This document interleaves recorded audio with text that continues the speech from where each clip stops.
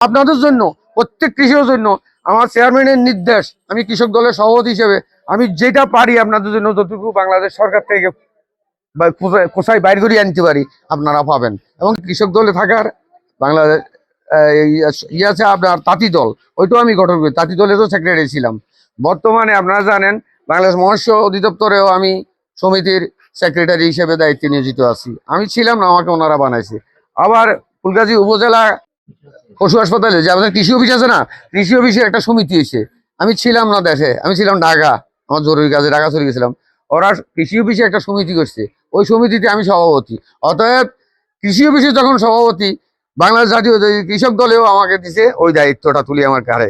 কারণ আমার মাথায় এমন কাজ করে, রাত্রে ঘুম হয় না, যে আমি কৃষকের কি উপকার করতে পারি, দৌলতপুরবাসীর কি উপকার করতে পারি, বড়াইবাসীর কি উপকার করতে পারি। আমার ফুলগাজী সদর ইউনিয়ন সভাপতি হিসেবে আমার আন্ডারে 9টা ওয়ার্ড, আমি 9টা ওয়ার্ডের প্রতিনিধি। আমার উপরে হইলেন আমার মূল দলের হোসেন চেয়ারম্যান। একমাত্র ফেনী জেলার মধ্যে আমাদের মজদুবাইকে খুব ভালোবাসেন প্রধানমন্ত্রী এবং খালেদা জিয়াও, তারেক জিয়াও ভালোবাসেন, তাই ওনারে আমাদের এখানে পরিচালনা করার জন্য, সবাই দেখভাল করার জন্য পাঠাইছে। যেমন আমরা ওই দিন আমাদের মনির ভাই সহ জহির ভাই আমরা গেছিলাম আমাদের বেরিবাদে, ওইখানে সুইচ গেট এখানে বাদ দিয়ে মাছ ধরতেছে, ওইটার জন্য আমরা খুব কঠিন থেকে কঠিনতর ব্যবস্থা নিচ্ছে আমাদের চেয়ারম্যান সাহেব, মনির ভাই, জহির ভাই, ওনারা অফিসে দিয়া এরা কঠোর প্রতিবাদ জানাইছে। এবং কি এখন চেয়ারম্যান গেছে, এখানে আসতো চেয়ারম্যান, এখনই গেছে ইঞ্জিনিয়ার নিয়ে পরিদর্শনে, কোথায় কি সমস্যা আছে। আপনাদের এখানে গেছিল একদিন চেয়ারম্যান, বলছেন যে ড্রেনটা ছোট রাস্তাটা করে দিবে, উনি ওইটারও ব্যবস্থা নিচ্ছেন, উনি ওইটার জন্য লেখালেখি অফিসে করছেন। তো চেয়ারম্যান যেটার জন্য বরাদ্দ চান, সরকার ইনশাল্লাহ ওনার কথা ফিরায় না, ওনার মুখ ফিরায় না, ওইটা বরাদ্দ দেন। এ পর্যন্ত 5 তারিখের পর থেকে আমাদের হোসেন চেয়ারম্যান ফুলগাজীতে যতগুলা কাজ করাইছে, আমার মনে হয় গত 17 বছর আওয়ামী লীগ এই ধরনের সুষ্ঠু কাজ করাইতে পারে নাই। আপনাদের জন্য, প্রত্যেক কৃষকের জন্য আমার চেয়ারম্যানের নির্দেশ, আমি কৃষক দলের সভাপতি হিসেবে আমি যেটা পারি আপনাদের জন্য, যতটুকু বাংলাদেশ সরকার থেকে কোথায় বাইর করে আনতে পারি আপনারা পাবেন। এবং কি আপনাদের দৌলতপুরের জন্য বিশেষ করে আমার এক আন্তরিকতা আগেও ছিল, এখনো আছে। আগেও ফিশারি ব্যবসা করতাম, আপনাদের দৌলতপুরে আমার সমাগম ছিল, আপনাদের সাথে উঠা বসা ছিল, 1 কাপ চা খাইতাম। মাঝখান দিয়ে কিছুদিন গ্যাপ হয়ে গেছে আওয়ামী লীগের কারণে, আমরা বেশি চলাচল করতে পারি নাই, লুকানো ছিলাম, অনেক সময় নিজের গা বাঁচানোর জন্য অনেকের আশ্রয় নিতাম, এভাবে দিন কাটাইছি।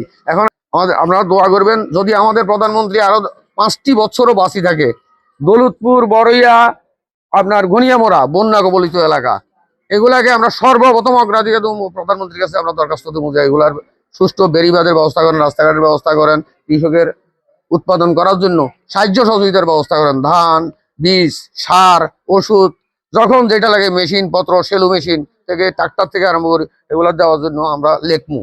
এবার বাকিটা আপনাদের ভাগ্যে যদি থাকে। আর দ্বিতীয়তা, বাংলাদেশ জাতীয়তাবাদী দলের একান্ত ইচ্ছা দৌলতপুরবাসীকে নিয়ে বড় ধরনের একটা সমাবেশ করা, আনন্দ করা বা কথা বলা, এটা আমাদের দলের চেয়ারম্যানের খুবই একান্ত ইচ্ছা। দেখলাম যে ওনার সাথে আমি তো অফিসে আলাপ করি, আমি একদিন বলছিলাম, চেয়ারম্যান সাহেব দৌলতপুর যান না, আমার পায়ের সমস্যা, হাঁটতে পারি না, তোমরা যাও, তোমরা বলিও সমস্যা না, আপনি একদিন যাইতে হইব। জহির ভাই বললো, তখন উনি আসছেন, আসে হাঁটছে, হাঁটি ওই দিন সারা রাত আর ঘুমাইতে পারেন, অসুস্থ হচ্ছেন, তারপরও হাঁটি হাঁটি দেখি গেছে, দেখি বললো যে লিস্ট করো সবগুলা, তোমরা লিস্ট করো, আমাকে দাও, আমি কাজ করবো। তবে কৃষি অফিস থেকে আমি নির্দেশ দিচ্ছি, গত সপ্তাহে যাই কৃষি অফিসারকে, যে স্যার আর কিছু না, আমার দৌলতপুরবাসীকে আপনি সজাগ দৃষ্টিতে দেখবেন, আপনার সুদৃষ্টিতে দেখেন, বলে আপনি কি চান। আমি চাই আমার দৌলতপুরবাসী যেন আগাম বীজটা পায় রিটার্ন করার জন্য। আমি লিস্ট দেবো প্রয়োজনে, আমার লিস্ট অনুপাতে আমার একজন কৃষকও বাদ যাইতে পারবে না।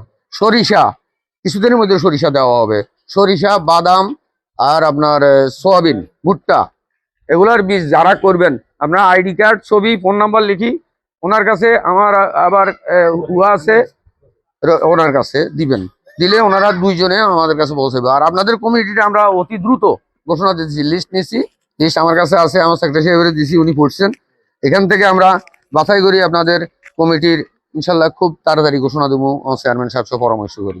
উনি হজে যাওয়ার ছিল, হজের প্রোগ্রাম, টিকিট সব ক্যান্সেল করে দিয়ে দেশে পাঠাইছে, আবার তো তুমি পরে যাইও, এখন যাইও না, সব নেতা একসাথে হজে গেলে এলাকার সমস্যা হয়ে যাবে, আরো অনেক অনেক কিছু রাজনৈতিক ব্যবসা করা যায়। অতএব আমি আপনাদের কাছে এটাই ওয়াদাবদ্ধ, আমি আপনারা যখন আমার নির্বাচিত করছেন একজন সভাপতি হিসেবে সদর ইউনিয়নের, আমিও চাই যে আমার এই দৌলতপুরের ওয়ার্ড কমিটিতে সভাপতি, সেক্রেটারি, যারা সাধারণ সম্পাদক, সাংগঠনিক যারা থাকবেন, আপনারা আপনাদের যথাযথ দায়িত্বে কাজ করবেন।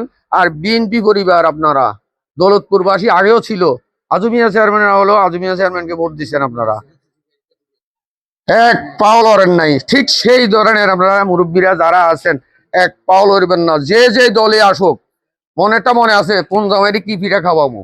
শীতকাল আইয়ের শাশুড়ির মনে থাকে যে আমার জামাই কালকে তো আইবো দাওয়াত, কোন জামাইরে কি পিঠা খাওয়াবো শাশুড়ির কম লাগে না। অতএব আপনারা, আমরা খালেদা জিয়ার সন্তান, খালেদা জিয়া আমাদের দেশ নেত্রী মাতা, আমাদের মা, এই দেশের গর্ব, এই দেশের রত্ন, ফুলগাজীর রত্ন। আপনারা ফুলগাজীবাসী, ওনার ধানের শীষের প্রতি সবসময় সুনজর রাখবেন, যেন আমাদের এই দৌলতপুরের মধ্যে অন্য কোনো গ্রুপিং আইসা কোনো ধরনের ফাটল ধরাইতে না পারে। নদীর বাঁধ ভাঙ্গি ফাটল ধরে, কিন্তু মানব জাতির ফাটল ধরাইতে পারে না।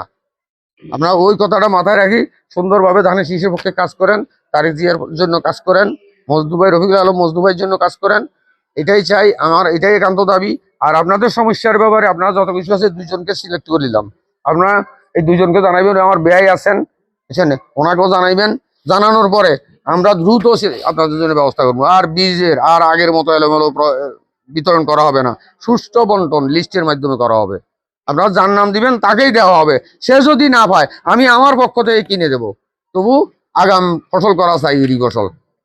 আমি এবার আমার একটা প্রস্তুতি আছে, পরিকল্পনা। আমি আগাম ফসলের উন্নত জাতের বীজ ব্যবস্থার জন্য হর্টিকালচারকে বলছি। হর্টিকালচারে আমি গেছিলাম ফেনী, হর্টিকালচারের সেক্রেটারি হিসাবের সাথে আমি কথা বলছি। কথা বলার পর আমার আশ্বস্ত করেছে যে ফুলগাজীতে এবার বেশি পরিমাণে বীজ দিবে ওনারা। তারপর আমাদের সচিব সাহেব আছেন নীলক্ষণ, ওনার সাথে দেখা করার সুযোগ হয় নাই 10 মিনিটের জন্য, উনি চলে গেছেন। উনি ওনার পরিবারকে নিয়ে আসছিলেন। আমি ওনার সাথে কথা বলবো ইনশাল্লাহ আমার চেয়ারম্যানের মাধ্যমে। আপনারা আপনারা আপনাদের কমিটিটা, জি, আল্লাহ আপনাদেরকে সুস্থ রাখুক। আপনারা অনেকে মুরব্বীরা, যে উনি মুরব্বী কত কষ্ট পায়, তারপরে উনি আমার এই জন্য অপেক্ষা করতেছে। এই অপেক্ষার ফল কি দিতে পারবো জানি না, আল্লাহ আমার তৌফিক দেয় কিনা। তো আমার একান্ত ইচ্ছা আপনাদের জন্য, সবার জন্য, আমি সবাইকে তো একসাথে দেওয়া সম্ভব না। দাওয়াত যদি এক বাড়িতে করেন, খানা দাওয়াত করলে সবাই একসাথে প্যান্ডেলে বসাই খাওয়াইতে পারেন না, 10 জন 20 জন করে খাওয়ান। অতএব আমিও চাই যে আপনাদেরকে এই সপ্তাহে 10 জন দিলে পরের সপ্তাহে বা পরের মাসে আরো 10 জন, এইভাবে স্টেপ বাই স্টেপ ধাপে ধাপে দিতে থাকবো। তবে দেওয়ার জন্য মিস হবে না, দেওয়া মিস হবে না। বিশেষ করে দৌলতপুর, বড়ইয়া, ঘনিয়ামুড়ায় 3 জায়গায় ফসলের বীজ, সার, ওষুধ যথাসময়ে বিতরণ হবে। আর প্রধানমন্ত্রী যদি, আল্লাহ যদি বাঁচায়, উনি সুস্থ থাকেন, দেশ নেত্রী, উনি দেশ গঠন করেন, দেশ পরিচালনার ভার যখন নিবেন, তখন আপনাদের জন্য সর্বোত্তম ব্যবস্থা করা হবে। এই বলে আমি আমার বক্তব্য এখানে শেষ করলাম। ধন্যবাদ।